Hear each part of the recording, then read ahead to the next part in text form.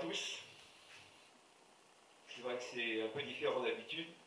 On a pour habitude de se rassembler dans un lieu pour louer le nom de Jésus, pour le glorifier, et pour aussi écouter sa parole. J'aimerais vous dire que Dieu parlera tout le temps. Dieu veut se faire entendre et sait se faire entendre.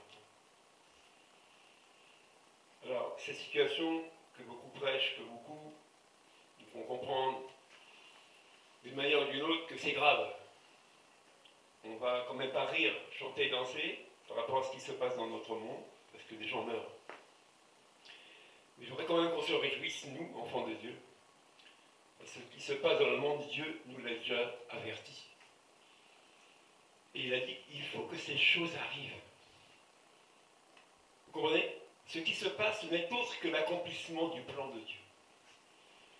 Et ni nous, l'Église, ni les gens de ce monde, ni nos politiciens, ni les scientifiques n'arrêteront ça. Il faut que la parole de Dieu s'accomplisse. Et nous sommes dans ces temps où Dieu va accomplir sa parole. Mais comme Dieu a dit qu'il a tant aimé le monde, Dieu veut se faire entendre aujourd'hui. À travers ce message-là, à travers ce virus, Dieu parle. Mais il ne parle pas qu'aux gens du monde, il nous parle aussi à nous en tant qu'Église. Est-ce qu'on est convaincu que ce qui se passe, c'est un message qui vient de Dieu? C'est Dieu qui avertit. C'est Dieu qui parle encore aujourd'hui. La Bible dit que Dieu parle tantôt d'une manière ou tantôt d'une autre, et on n'y prend pas garde. On ne fait pas attention. On voit les choses, on les regarde, on les constate, mais on ne fait rien de plus. Vous savez, l'homme est toujours impuissant à travers ces situations-là. L'homme va toujours chercher une solution. Mais tout ce qui est solution humaine n'a qu'un temps. Elle n'est que ponctuelle, elle n'est pas éternelle. La solution éternelle s'appelle Jésus.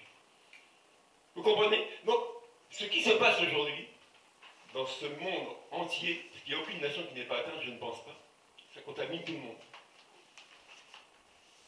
Mais c'est le message de Dieu. Dieu parle aux hommes. Dieu veut faire comprendre aux hommes qu'il existe et qu'il les aime. Jésus dit qu'il n'est pas venu dans le monde pour juger le monde. Le jugement n'est pas encore là. Vous comprenez? Il y a encore du temps jusqu'au jugement.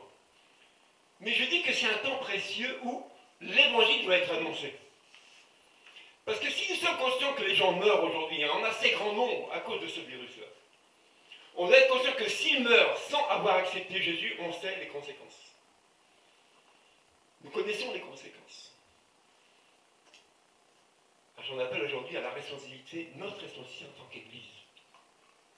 Voilà pourquoi on va prendre quelques textes pour comprendre ce qui se passe. Vous savez que dès le commencement dans la Genèse, le premier livre de la Bible, on nous parle de la création, où Dieu a créé le ciel, la terre, la mer et tout ce qui s'y trouve. On peut le lire, on peut le relire, et vous verrez que dans la création, il y a un jour Dieu a fait ceci, un jour Dieu a fait cela. Et à un moment, Dieu a créé l'homme. Amen? Dieu a créé l'homme à son image et à sa ressemblance. Mais quand Dieu a créé l'homme, il ne l'a pas créé, et il lui a dit, fais ce que tu veux. Vous comprenez?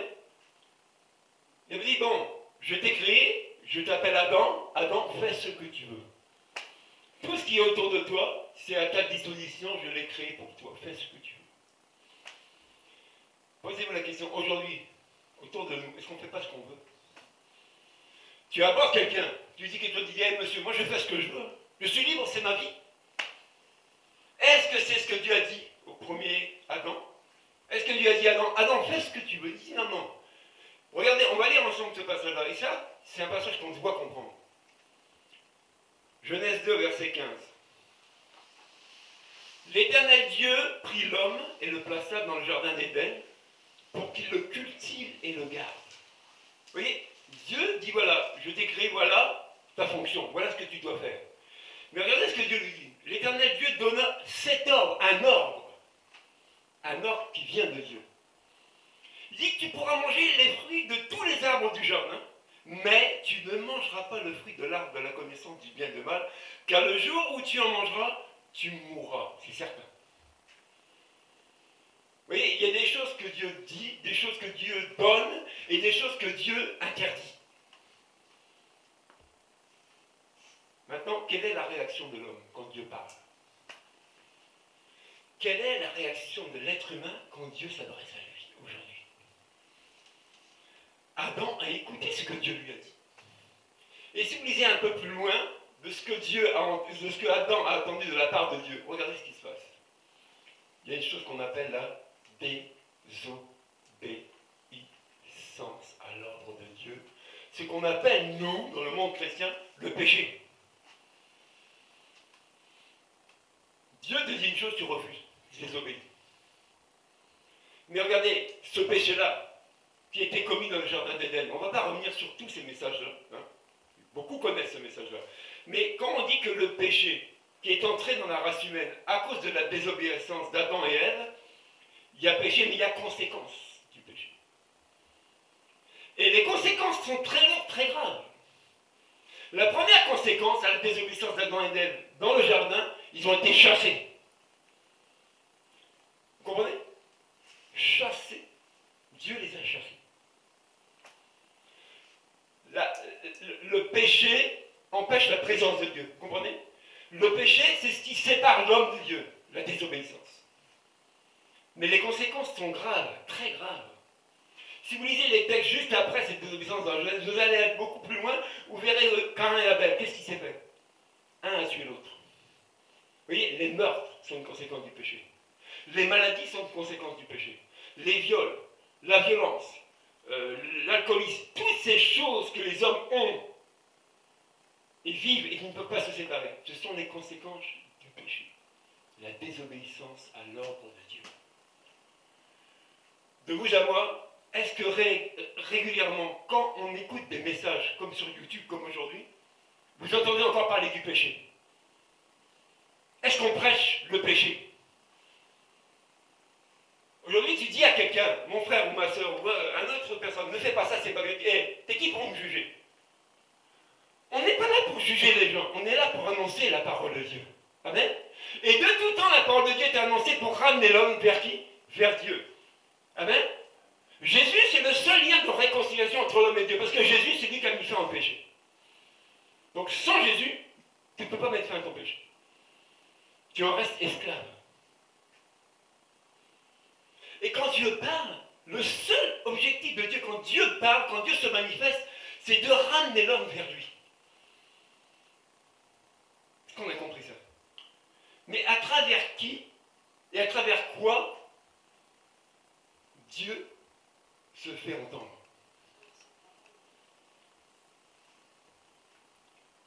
Je vous dis, Dieu parle tantôt d'une manière et tantôt d'une autre et on n'y prend pas garde. Je vous dis, ce qui se passe aujourd'hui à travers ce virus qui sévit, c'est Dieu qui parle. Il parle à l'homme pour que l'homme se détourne de son péché et qu'il se tourne vers Dieu. Il parle à l'Église.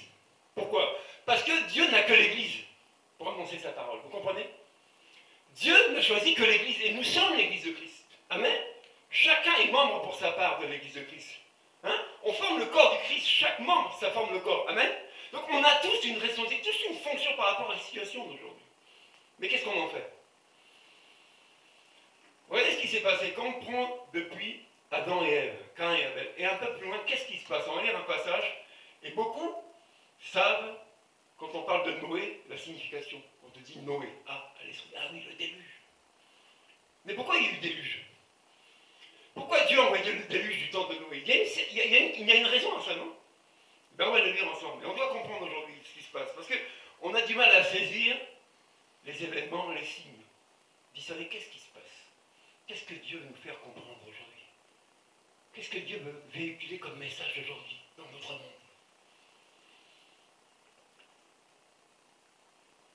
Genèse 6 au verset 5. L'Éternel vit que les hommes commettaient beaucoup de mal sur la terre et que toutes les pensées de leur cœur se portaient constamment et uniquement vers le mal. L'Éternel regretta d'avoir fait l'homme sur la terre et eut le cœur peiné.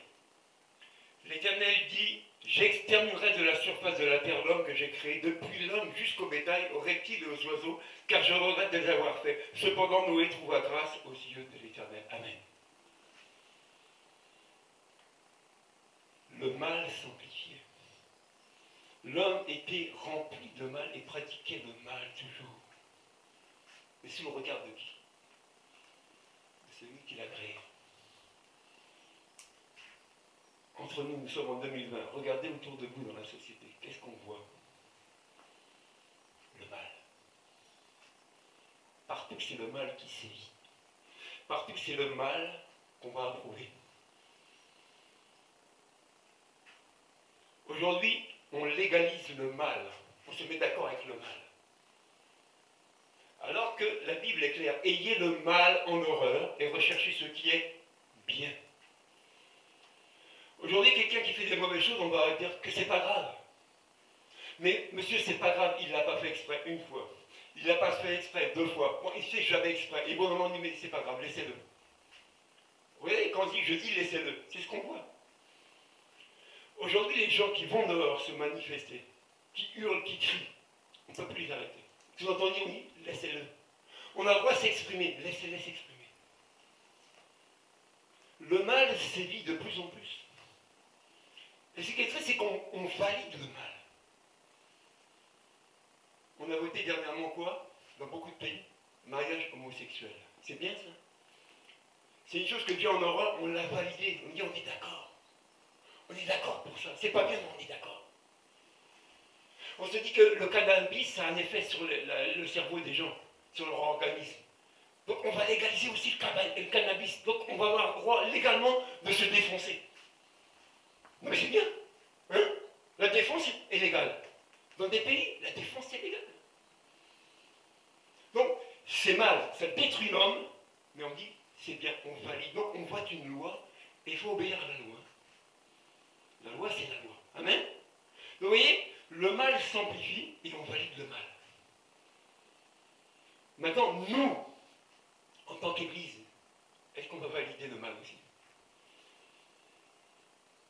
Est-ce que nous, on va être de ceux qui vont valider le mal?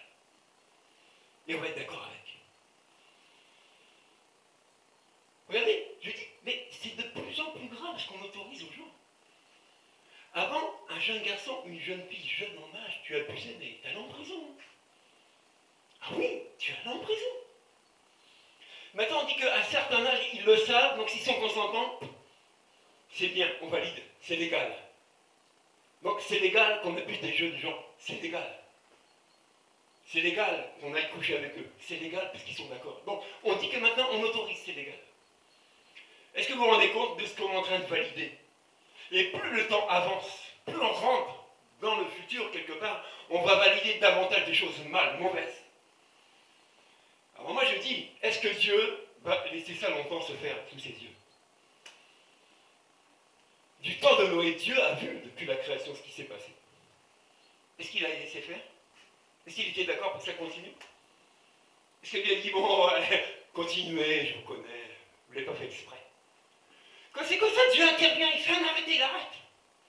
Vous comprenez? Donc, Dieu se fait entendre à sa manière pour dire, oh, stop, il y en a marre. Qu'est-ce qu'on vit aujourd'hui? Qu'est-ce qu'on vit comme situation aujourd'hui? Bizarrement, le monde s'est arrêté. Pour ainsi dire, le monde est à l'arrêt. Tout le monde est confiné. Mais à cause de quoi? Est-ce que c'est parce qu'on a tous bien fait? On a tous obéi au commandement de Dieu? Et c'est parce qu'on se comporte tous bien? C'est plutôt le contraire. C'est parce que le mal, on a validé ce qui est mal. Donc sous-entendu, si on revient à la Genèse, la désobéissance à l'ordre de Dieu, nous on dit que non, on est d'accord. On va continuer à désobéir. Donc, ce qu'on appelle péché, on l'entretient, on le valide.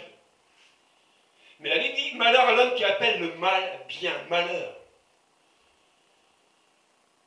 C'est pour ça que je vous dis qu'on ne prêche plus le péché, on ne prêche plus les conséquences du péché.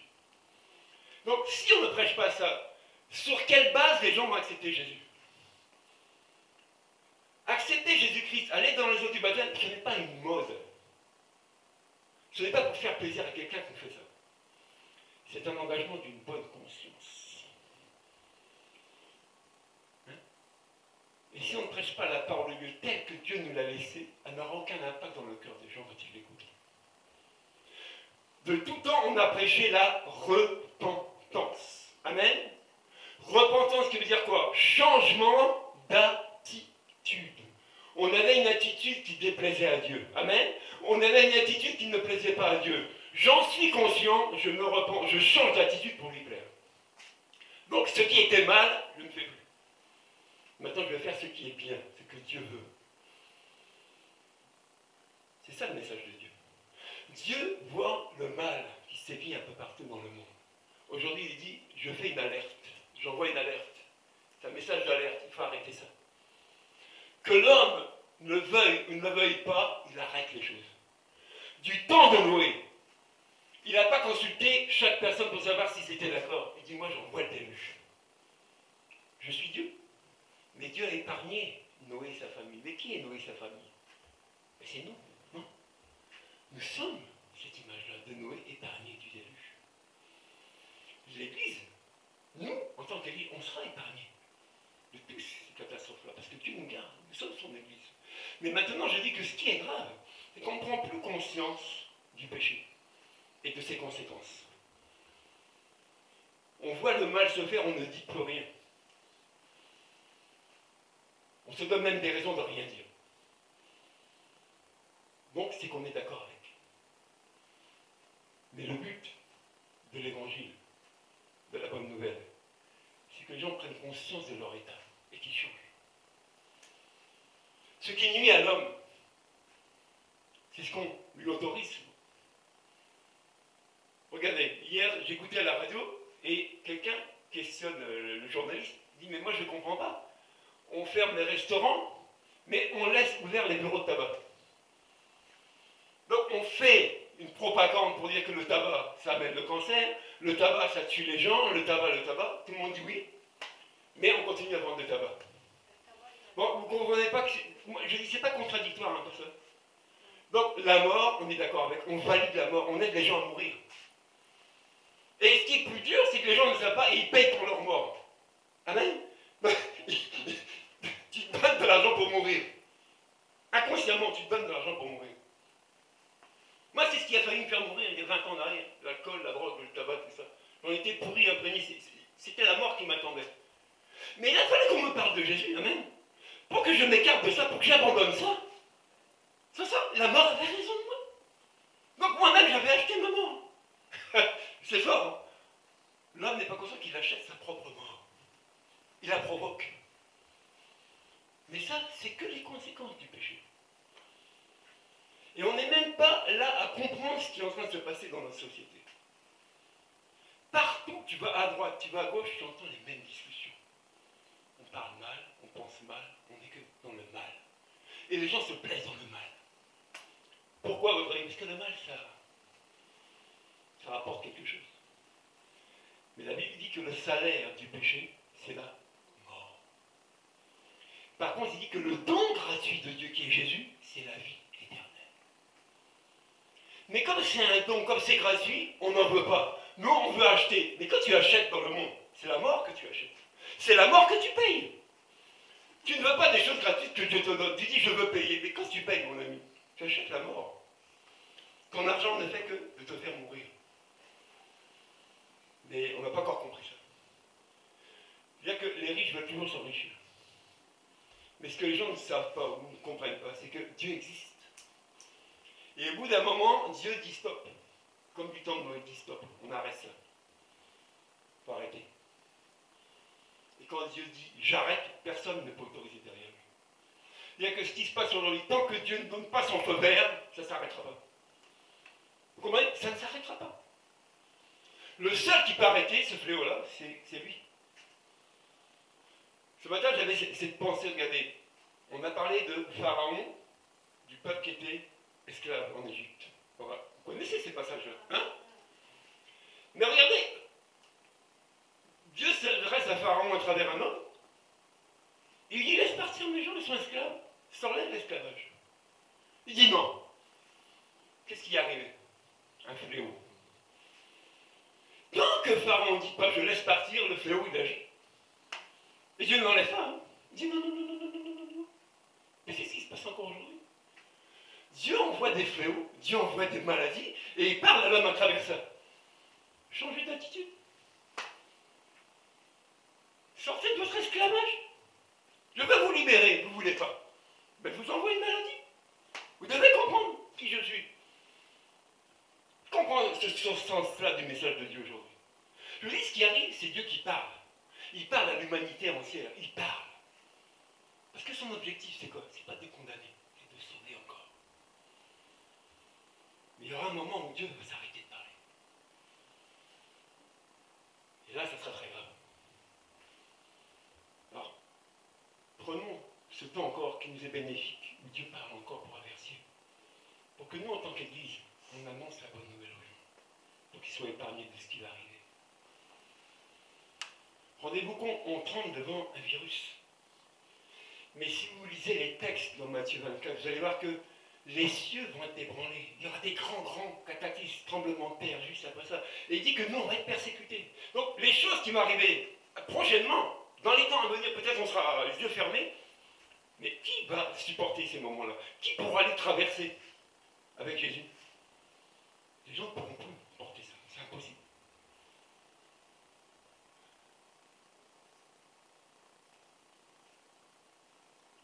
Matthieu 24. On va aller dans le Nouveau Testament. Et vous allez voir qu'on reprend le même passage que du temps de Noé. On en fait la même allusion. Pourquoi? Parce que l'Ancien Testament, c'est quoi? L'ombre des choses à venir. Dieu a fait des choses, Dieu avait averti, mais les choses vont revenir, vont se répéter. Mais regardez ce que Matthieu nous dit. Matthieu 24. Je ne voudrais pas être très long aujourd'hui, mais on doit comprendre l'importance du message de Dieu à l'heure d'aujourd'hui.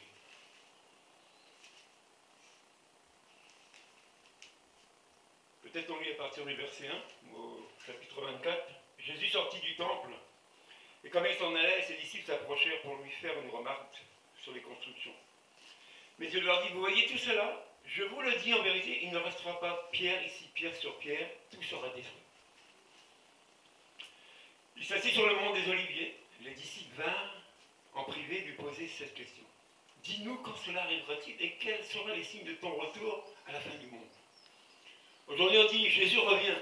Tout le monde prêche Jésus revient, mais ce n'est pas nouveau, parce que ce message de Jésus revient, on le prêche depuis qu'il est monté auprès du Père. Donc ce n'est pas d'aujourd'hui qu'on prêche le retour de Jésus. C'est pas d'aujourd'hui. Mais montrons-nous les signes, montrons-nous comment, hein, qu'on le sache, qu'on fasse attention, qu'on se mette en garde, et que ça me démontre, oui, ton retour est proche. Jésus leur répondit, faites bien attention que personne ne vous égare. En effet, beaucoup viendront sous mon nom en diront, c'est moi qui suis le Messie.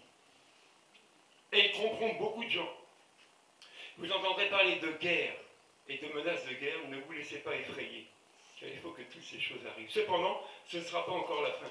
Une nation se dressera sur une nation, un royaume contre un royaume, et il y aura dans divers endroits des famines, des pestes, des tremblements de terre.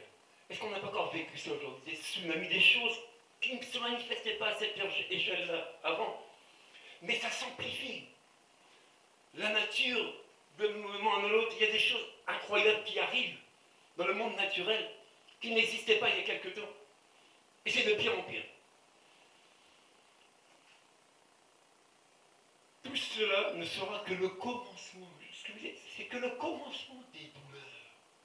Donc depuis que ça a commencé, depuis X années, depuis que Jésus est parti auprès du Père, depuis qu'il a dit que je reviendrai, il y a plein de choses qui se manifestent d'année en année. Et ça ne va pas s'arrêter, ça va s'amplifier. Et ça va être de plus en plus grave. Alors on vous livrera à la persécution, on vous fera mourir, vous serez détestés de toutes les nations à cause de mon nom. Beaucoup trébucheront, alors ils se trahiront, se détesteront les uns les autres. On ne vit jamais ça? Est-ce qu'on ne vit jamais ça? La haine des autres. Même en croyant en Jésus, il y en a qui ne nous aiment pas. Donc il n'y a rien de nouveau. À cause de la progression du mal, regardez bien, à cause de la progression du mal, l'amour d'un grand nombre se refroidira. Pour beaucoup, on aime avec la bouche, ça s'arrête là. Mais passer à l'acte, on ne sait plus le faire. Je t'aime, stop.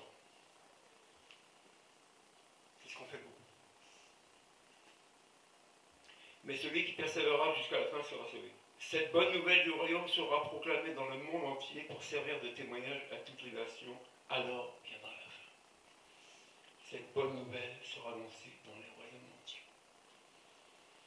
C'est pourquoi lorsque vous verrez l'abomination, dévastation dont a parlé le prophète Daniel établi dans le lieu saint, que celui qui lit fasse attention. Alors que ceux qui seront en Judée s'enfuient dans les montagnes et que celui qui sera sur le toit ne descende pas pour prendre ce qui est dans sa maison.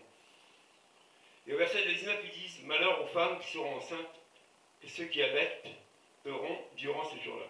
Priez pour que votre fuite n'arrive pas en hiver ni un jour de sabbat. » Et le verset qui nous intéresse un peu plus loin, c'est le verset 36. Où Jésus dit « Quant au jour et à l'heure » parce que les disciples lui ont posé une question. C'est quand, Jésus, que tout ça va se manifester? Nous aussi, on peut se poser la question. C'est quand son retour? Est-ce que c'est après-demain? Est-ce qu'on le verra? Est-ce qu'on le vivra? Par rapport aux choses qui arrivent, c'est quand le retour de Jésus? Et regardez ce que Jésus dit. Quant au jour et à l'heure, personne ne les connaît. Pas même les anges du ciel, ni même le Fils. Mon Père seul les connaît. Regardez, c'est là qu'on revient à ce que Dieu a déjà fait. Ce qui est arrivé à l'époque de Noé arrivera de même au retour du Fils de l'homme. En effet, dans les jours précédant le déluge, les hommes mangeaient, buvaient, se mariaient et mariaient leurs enfants jusqu'au jour où Noé est entré dans l'arche. Ils ne se sont pas doutés de rien jusqu'au jour du déluge qui vienne et les emporter tous. Amen. De tout temps, Dieu parle, les hommes s'en moquent. Tu annonces Jésus à quelqu'un, ils s'en foutent, ils s'en contrefoutent. Dieu nous avertit à travers différents signes, différentes situations, on n'en prend pas acte, on n'en prend même pas connaissance, c'est comme si on s'en fout. On est venu, je fais ce que je veux. L'homme veut faire ce qui lui plaît. Il dit, il en sera dit même que du temps de Noé, avant que le déluge arrive. Les gens se mariaient, ils faisaient des abominations aux yeux de Dieu. Ils faisaient ce qu'ils voulaient. La méchanceté, le mal s'amplifiait. C'est ce que la Bible dit, que avant que je revienne, le mal va s'amplifier. Les abominations vont s'amplifier. Est-ce qu'on ne vit pas ça aujourd'hui? Moi, je me rappelle tout jeune, quand on faisait une bêtise, on disait attention, là, les gendarmes. Mais on ne restait pas à attendre les gendarmes pour les caillasser. Mais on courait. On avait peur des gendarmes. Aujourd'hui, un jeune comme ça, il va affronter le gendarme. Il va aller cracher, il va le caillasser. Et ça sort de où? Cette attitude-là, ça sort de où? Ça sort des conséquences du péché. Vous voyez, le péché, personne ne l'arrêtera. On essaie aujourd'hui d'apaiser les gens. On essaie aujourd'hui de conditionner les gens. On essaie de leur faire comprendre, arrêtez de faire ceci, arrêtez de ça. On ne peut plus les arrêter. Le mal, mon frère, ma soeur, ne s'arrêtera plus. C'est écrit noir sur blanc, ça s'amplifiera. Il y a une chose qui est en train de s'arrêter, c'est l'amour. On aime beaucoup avec la bouche, mais pas dans les actes. Mon frère, je t'aime. Tu lui dis, il entend, c'est bien, il dira quelqu'un qui m'aime, mais il ne te voit jamais. Tu ne fais jamais rien pour lui. Bon, c'est quel amour? C'est l'amour de la bouche. Jésus a dit à ses disciples, n'aimez pas en parole simplement, mais en acte. Pourquoi il a dit en acte? Parce qu'il dit, vous serez jugés selon vos actes. Avec la bouche, on dit beaucoup de choses, on fait beaucoup de choses, avec la bouche seulement. Mais Dieu dit, oui, je t'ai entendu, mais qu'est-ce que tu fais? Aujourd'hui, on dit, il y a un virus dehors, ça tue les gens. Nous, en tant qu'Église, on sait que le virus tue les gens. On ne se réjouit pas ça, mais on le sait. Par contre, ce qu'on doit savoir, nous, en tant qu'Église, on a la solution à ça. Et on ne la donne pas. Et on reste chez nous, confinés, et puis c'est tout. Donc, on le sait, on en parle, mais on ne fait rien de plus. Mais si on ne fait rien de plus, Dieu ne va pas utiliser quelqu'un d'autre. Il n'a que son Église. Il n'a que nous pour véhiculer sa parole. Mais où est maintenant le constat? Où est la prise de conscience de l'Église? Est-ce que de nouveau l'Église va se lever, annoncer Jésus pour détruire le péché? Parce que la Bible dit que Jésus a apparu, pas pour qu'on le célèbre le 25 décembre avec une dinde ou des guirlandes ou qu'on danse. Non, il n'est pas venu pour ça. Il est venu pour détruire les œuvres du diable, mon frère, ma soeur. Et les œuvres, c'est le travail. Le travail du diable, c'est ce qui s'appelle le péché, qui sévit dans la race humaine et qui détruit les hommes. Jésus est venu pour ça, il n'est pas venu pour autre chose. Donc quand il dit qu'il faut annoncer la bonne nouvelle, il faut annoncer que lui, il est là pour sauver les gens. Il est là pour sortir les gens de leur péché, de leur esclavage. Ils ne peuvent pas eux-mêmes. Aucune loi humaine ne sortira quelqu'un d'un esclavage du péché. Aucune. C'est seulement Jésus qui libère les gens. Mais Jésus va plus loin, il guérit les gens. Il ne les soigne pas seulement, il les guérit. Et quand Jésus intervient pour guérir quelqu'un, il est guéri. Aujourd'hui, ah, j'ai mal là, t'es guéri, c'est bien. Ah, les saints t'ont guéri. Et tu apprends 2-3 jours après, et l'autre, il est encore malade ailleurs. Ah ben, il est mort de quoi? Ben, sa maladie. Mais je pensais qu'il était guéri. Non, il était en rémission. La rémission, c'est pas la guérison. La guérison totale, elle est divine. Jésus n'a pas été à la croix en vain. Qu'est-ce qu'il était faire à la croix, en fait, Jésus? Est-ce qu'on se rappelle de l'acte de la croix? Ça a servi à quoi? Mais c'est à cause du péché qu'il est allé à la croix. Amen. Pour en mettre fin. Et on a oublié ça. Alors aujourd'hui, je m'adresse à tous ceux qui écoutent. Qu'est-ce qu'on fait aujourd'hui devant la situation? Est-ce qu'on a compris que c'est le message de Dieu, ce qui est en train de se passer? Dieu parle. Et Dieu utilise cette maladie qui sévit et qui contamine et qui amène la mort pour se faire entendre. Dieu appelle encore aujourd'hui l'être humain à la repentance. Mais il n'appelle pas que les gens du dehors. Il appelle aussi son Église à se repentir parce qu'on doit faire ce qu'il nous a dit de faire. Quand Jésus a dit à ses disciples, allez, faites de toutes les nations, il n'aura pas dit de faire autre chose, vous comprenez? Il a bien dit qu'il faut aller faire. Aller, c'est pas rester ici, attendre que ça se passe. Aller, c'est lever tes fesses, mon frère, ma soeur, et d'aller voir ton voisin, d'aller voir les gens du dehors pour leur parler de Jésus. Parce qu'ils sont esclaves du péché. Et le salaire du péché, c'est la mort. C'est pas la maladie, c'est le péché qui est la mort. Parce qu'aujourd'hui, même quelqu'un qui est malade du coronavirus, la Bible dit qu'au nom de Jésus, les malades sont guéris. Est-ce qu'on a foi que si quelqu'un accepte Jésus, je prie pour lui, la maladie, elle disparaît, elle ne peut pas rester devant Jésus. Aucune maladie ne résiste à Jésus. Regardez, dans les contextes qu'on peut lire la Bible, à l'époque de Jésus, des foules venaient le voir. Pourquoi? Parce qu'il était beau. Hein? Parce qu'il était beau, un beau blond, bien élégant, une belle soutane, de belles sandales, il brillait, il était beau. C'est parce que cet homme avait quelque chose. Il donnait la guérison aux gens. À travers lui, il y avait la guérison pour tous ceux qui étaient malades. Tous ceux qui étaient sous l'emprise de démons, d'esprits mauvais, étaient libérés. Rendez-vous compte? Et gratuitement. Gratuit, cadeau. Mais c'est la mission que Dieu a donnée à l'Église. Il a dit, voici les signes qui accompagneront ceux qui auront cru. En mon nom, ils guériront les malades. En mon nom, ils feront ça. En mon nom. Même s'ils boivent un breuvage mortel, ça ne leur fera pas mal. C'est-à-dire que tu me donnes un verre, je ne sais pas qu'il y a du poison dedans. Mais moi, j'ai accepté Jésus. Je bois ce verre-là, je ne peux rien faire. Qu'est-ce qui s'est passé avec l'apôtre Paul quand la vipère était à son bras? Tout le monde croyait que Paul allait mourir. Mais Paul n'est pas mort. Paul n'est pas mort. Nous, on a quelque chose qui nous immunise contre les virus. C'est le sang de Jésus. On a ça pour nous. Mais on ne réalise pas qu'on a reçu ça. Quand Jésus a envoyé ses disciples en mission, les disciples, les mêmes disciples reviennent et disent, oh Jésus, en ton nom, les démons nous étaient soumis, on a guéri des maladies. Oui, c'est bien. J'ai vu ça. Mais il dit, c'est parce que je vous ai donné quoi? Ma puissance et mon pouvoir que vous avez pu réaliser ça. Sans ça, tu ne peux pas. Tu ne peux pas. Donc nous, l'Église, on a reçu la puissance, le pouvoir, et on ne l'exerce plus. Vous savez ce qu'on en fait?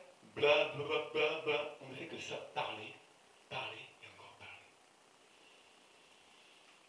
Je dis à frère vraiment, quand les gens viennent me voir et me disent, Dieu m'a dit, ben je dis, mais si Dieu t'a dit, fais-le. Tu n'as pas besoin de mon approbation. Tu n'as pas besoin de mon avis. Puisque Dieu t'a dit, mais fais-le. Mais qu'est-ce qu'on attend?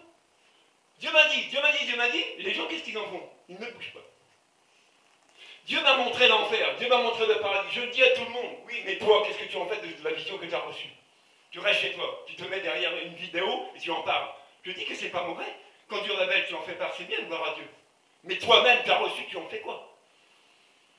Hein? C'est comme si on dit, ah, ton enfant va mourir, dépêche-toi, va le chercher parce qu'il va se faire écraser. Je le sais, je ne vais pas chercher mon enfant. Je le laisse se faire écraser, je le sais. Ben, c'est la même histoire aujourd'hui. Il y a des choses qu'on connaît, qu'on sait de la part de Dieu. On en parle, mais on n'en fait pas plus. De vous à moi, quand vous sortez dans les rues, vous entendez parler de Jésus régulièrement? Vous voyez des pancartes qui parlent de Jésus quelque part? Non, c'est fini.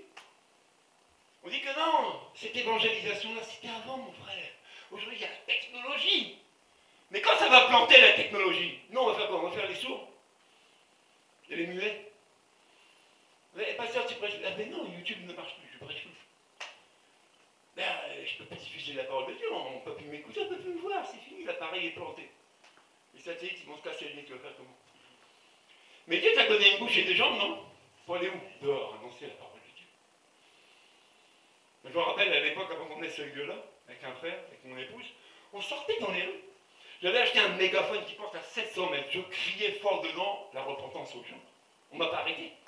Par contre, les gens étaient étonnés du message, ils n'ont pas l'habitude d'entendre ça. Vous voyez? Et c'est seulement le message de Dieu, ça interpelle les gens. Ça interpelle les gens. Mais ils ne l'entendent plus.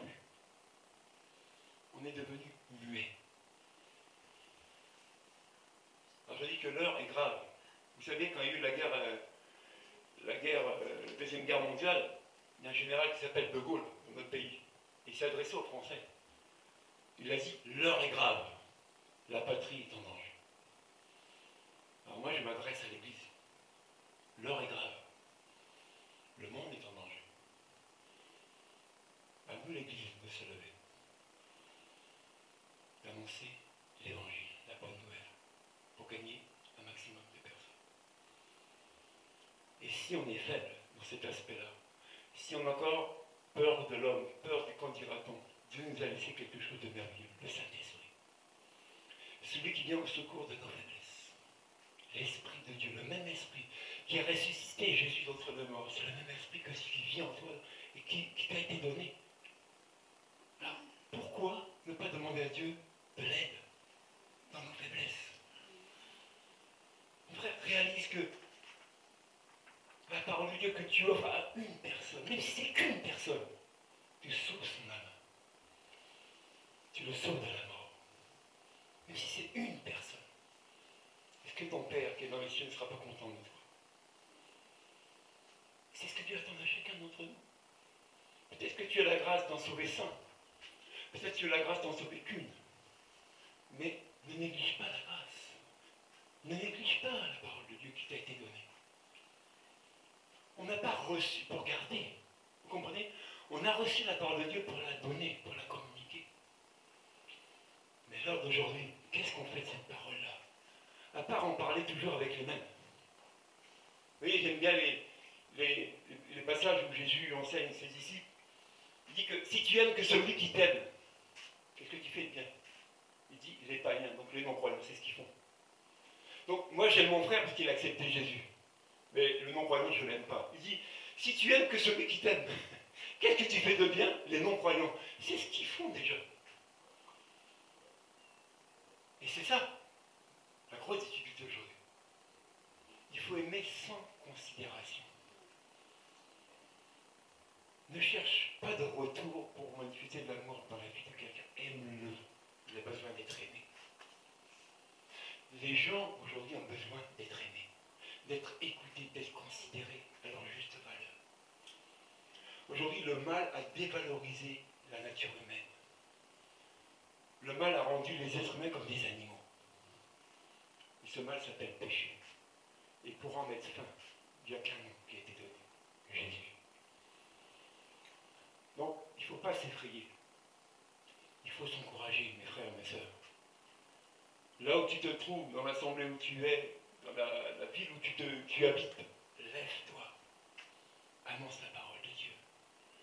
Lève-toi dans la prière. Jeûne, prie, cherche la demande le secours de Dieu afin qu'il t'équipe et que tu partes au combat. Aujourd'hui, nos bouches sont équipées parce qu'on dit beaucoup de choses, mais on n'a pas les munitions. Vous comprenez? À quoi ça sert d'avoir un fusil si tu n'as pas les balles? Tu dis que je suis chrétien, mais ils sont où tes munitions? La parole de Dieu, tu l'as mis où? Donc tu es un fusil sans munitions, parce que ta munition, c'est la parole de Dieu. C'est ça ta balle. Parce que quand la parole de Dieu va sur quelqu'un, il atteint sa cible, et ça fait mouche. Et toi, tu es le fusil. Et la parole de Dieu, c'est tes balles. Donc en tant que fusil et balle, quand les deux sont réunis, tu tires, c'est fini. Tu fais mouche. Nous, on n'a pas encore compris ça. Mais si on a compris ça, on va se lever tous ensemble. Parce que l'Église, c'est le corps. C'est pas chacun pour soi. C'est nous tous ensemble pour Jésus. Et il faut que l'Église soit mobilisée, qu'elle se lève. Je le dis, je le redis encore, aujourd'hui, dans le monde entier, on entend parler des médias qui parlent de la politique, qui parlent de la science, qui parlent de toutes ces choses-là. J'aimerais qu'on entende parler de Jésus, qu'on entende parler que l'Église s'est levée. On entend très peu ces messages de l'Église. Pourquoi? Parce qu'on n'ose plus en parler à l'extérieur. On n'ose plus en parler de Jésus. Et alors on sait très bien que, vu les événements, vu les phénomènes qui se manifestent et qui vont s'amplifier, le retour du Maître est proche. Alors faites votre part. Alors on va prier ce matin, afin que l'aide de Dieu nous soit encore donnée davantage. Vous savez, bibliquement on est rempli de force et de puissance. Parce que ce n'est pas un esprit de timidité qu'on a reçu, ni de peur. Mais on va dire, Seigneur, merci. Parce que ce matin, tu as parlé à mon cœur. Merci parce que tu me fais prendre conscience que ce qui est en train d'arriver aujourd'hui dans notre monde, c'est un message qui vient de toi. Et j'ai reçu ce message-là ce matin, et je vais me lever pour annoncer ta parole à tous ceux qui ne connaissent pas. Seigneur, ce matin, nous te bénissons. Tu utilises qui tu veux pour parler, tu fais ce que tu veux. Tu peux parler à travers un enfant, à travers un arbuste, comme tu avais fait. Tu peux parler de différentes manières. Mais la Bible dit que tu parles tantôt d'une manière et tantôt d'une autre, et on n'y prend pas garde. Seigneur, ce matin, c'est que chacun prenne garde de la manière où tu parles.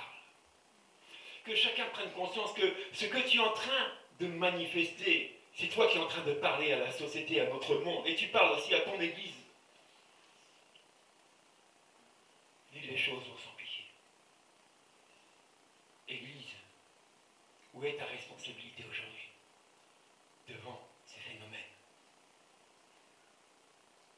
Église, où es-tu aujourd'hui devant ce fléau? Dieu veut encore aujourd'hui que son Église remplisse sa mission. Allez, faites de toutes les nations des disciples. Allez partout dans le monde annoncer la bonne nouvelle. Celui qui croira et qui sera baptisé sera sauvé. Allez, je vous donne mon autorité, je vous donne ma puissance, je vous donne mon pouvoir. Allez-y. Vous marcherez sur les serpents et sur les scorpions et sur la puissance de l'ennemi. Et rien ne pourra vous nuire. Est-ce qu'aujourd'hui l'Église entend encore ce message que rien ne peut te nuire? Parce que Jésus est avec toi. Seigneur, en ce jour, nous te bénissons. Parce que nous croyons que tout ce que tu fais a un objectif. Et l'objectif, c'est que le monde te connaisse. Alors, nous te disons un grand merci de ce que ta parole s'accomplira toujours. Et ta volonté sera toujours